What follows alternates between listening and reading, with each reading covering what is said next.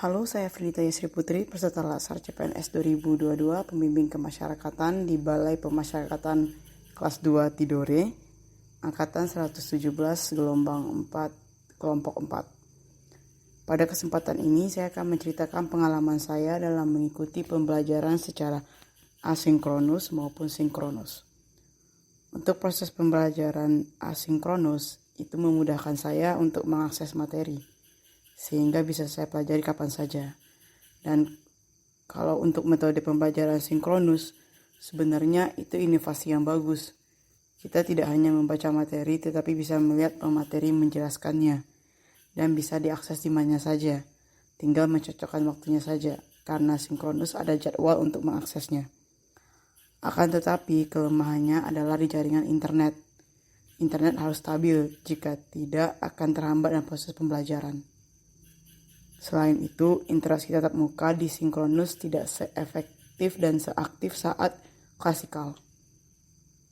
Metode klasikal akan membuat peserta lebih aktif lagi. Mereka lebih aktif dalam merespon pemateri. Jadi ada umpan balik antara pemateri dan peserta. Dan hal itu membuat proses pembelajaran lebih bervariatif, sehingga materi yang disampaikan bisa diserap dengan baik. Saya sudah mempelajari materi terkait dengan manajemen ASN dan Smart ASN. Untuk manajemen ASN sendiri, itu adalah pengelolaan ASN agar menghasilkan pegawai ASN yang profesional, bernilai dasar, mempunyai etika profesi, bebas dari intervensi politik, bebas dari praktek KKN, serta berakhlak. Sebagai ASN, kita berfungsi untuk melaksanakan kebijakan publik, sebagai pelayan publik dan sebagai pemersatu bangsa. Ada hak dan kewajiban ASN. Hak ASN adalah gaji, cuti, tunjangan, jaminan pensiun dan hari tua, perlindungan serta peningkatan kompetensi.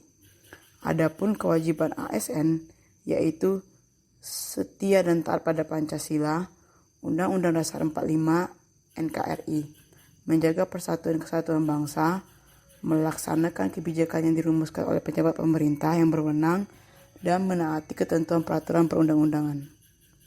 Kode etik ASN bertujuan untuk menjaga martabat dan kehormatan ASN. Selain itu, di manajemen ASN juga ada sistem merit, yaitu kebijakan dan manajemen ASN yang berdasarkan pada kualifikasi, kompetensi, dan kinerja secara adil dan wajar, tanpa membedakan latar belakang politik, ras, warna kulit, agama, asal-usul, jenis kelamin, status pernikahan, umur, dan kondisi kecacatan. Dalam hal ini, untuk menentukan jabatan, mutasi, pengembangan karir, dan penilaian kinerja juga menggunakan sistem merit. Dalam mekanisme pengelolaan ASN, ada penyusunan dan penetapan kebutuhan, pengadaan, pangkat dan jabatan, pengembangan karir dan pola karir, promosi, mutasi, penilaian kinerja, penggajian dan tunjangan, penghargaan, jaminan pensiun dan hari tua, disiplin, serta perlindungan.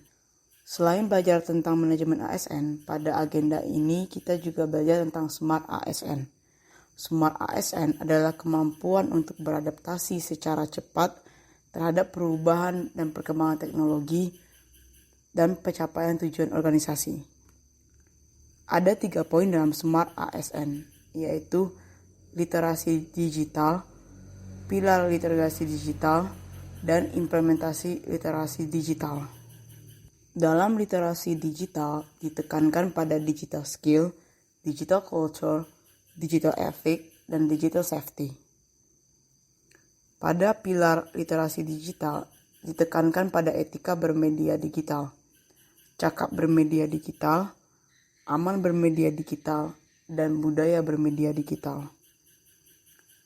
Pada implementasi literasi digital, kita melihat perkembangan dalam berkomunikasi dan bertransaksi. Sekarang bermunculan banyak sosial media dan marketplace. Media sosial seperti Facebook, Twitter, Instagram mengambil alih fungsi dari message. Sama seperti marketplace yang mengambil alih fungsi transfer.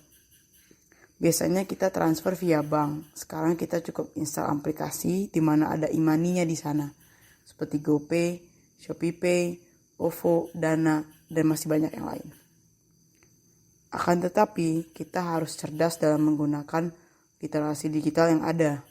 Harus tahu etika dalam berdigital.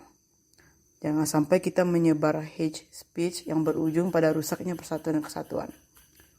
Selain itu, kita juga harus berhati-hati dalam melindungi kerahasiaan dalam bertransaksi. Era yang serba digital ini membuat peluang untuk kasus-kasus penipuan semakin marak.